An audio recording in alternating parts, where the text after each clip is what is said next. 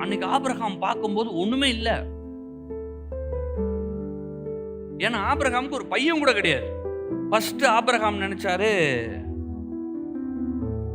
லோத்தை நம்ம பையன் மாதிரி வச்சுக்கலாம், அப்படிதான் நினைச்சு கூட கூட்டு வந்தாப்புல, அவன் கூட இருப்பாப்புலன்னு. அவன் போயிட்டான். அப்புறம் எலியேசர்னு ஒருத்தர் இருந்தாப்புல, வீட்டு இதெல்லாம் எல்லாத்தையும் விசாரிக்க, எல்லாம் ஆடெல்லாம் கரெக்டா போதா, எல்லாம் கரெக்டா குட்டி போடுதா, மாடெல்லாம் நல்லா பால் கறக்குதா.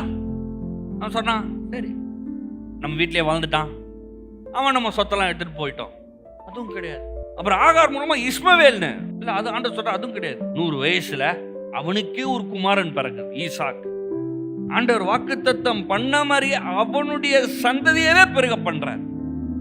அப்போ அந்த டியூரேஷன் டைம்ல எவ்வளவு டிஃபிகல்ட்டா இருந்திருக்கும். வாக்குத்தத்தம் பண்ண நேரத்துல இருந்து வாக்குத்தத்தம் நிறைவேறுகிற காலம் இருக்குல்ல, அது கொஞ்சம் டிஃபிகல்ட்டா இருக்கு.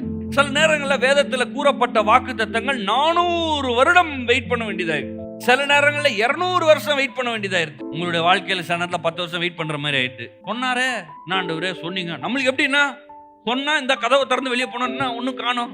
நேற்று நைட்டே சொன்னாரு, இன்னைக்கு நைட் ஆகுது, ஆளு ஒன்னும் கிடக்கு. வேதம் சொல்லுது, வாக்குத்தத்தமானதை விசுவாசத்தோடும் பொறுமையோடும் சுதந்திரித்துக் கொள்ளுங்க.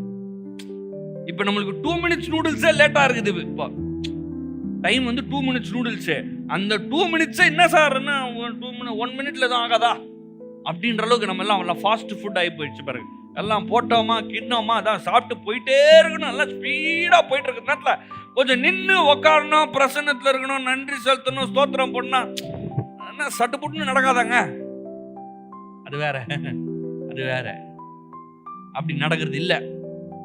அப்படி நடந்தா நல்லா இருக்கும். நானும் வர்ற வரலாம் பார்சல் சர்வீஸ் பண்றேன். உங்க வீட்டுக்கெல்லாம் குரியர் போட்டு போயிட்டே இருக்கலாம் சர்ன்னு. நீங்க வேற பாவம் கிளம்பி நான் அப்படி நடக்கிறது. உக்காந்து வசனத்தை கேட்டு இதயத்துல வச்சு திருப்பி காதால கேட்டு உங்க வாயால பேசி திருப்பி அது இருதயத்துல போய் உங்க இருதயத்தினால் அது நிரப்பப்பட்டு திருப்பி அது உங்க வாயால பேசி அது உங்க வாழ்க்கையில ஒரு பெரிய இம்பாக்ட. இதுதான் ப்ராசஸ். அற்புதத்தை நான் பேசலைங்க, அற்புதம்லாம் இருக்குது. அற்புதம்ன்றது அது டோட்டலா வேற. அது எப்படி ஆகுதுன்னா, உங்களால விசுவாசிக்க முடியல, உங்களால எதுவும் செய்ய முடியல, பலவீனமா இருக்கீங்க, என்ன பண்றதுன்னு தெரியல, வர்றீங்க, ஜெபம் பண்றோம், ஆண்டவர் அற்புதத்தை செய்றார். நான் பேசுறது ஆசீர்வாதம், எப்பயுமே சுகமா இருக்கிறது. ஐயோ ஐயோ முள்ள ஆண்டவர், ஐயோ ஐயா முடிய போதா காலியா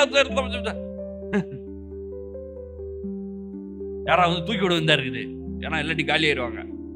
அப்படி இல்ல, இரவும் பகலும் கர்த்தருடைய வேதத்தில் தியானமா இருந்து அதைய பேசிக்கொண்டு அது சொல்லப்பட்டிருக்கிறவெல்லாம் செய்யறான் பாருங்க, அவன் வெற்றி உடையவனாகவும் செழிப்புடையவனாகவும் இருக்கிறான்.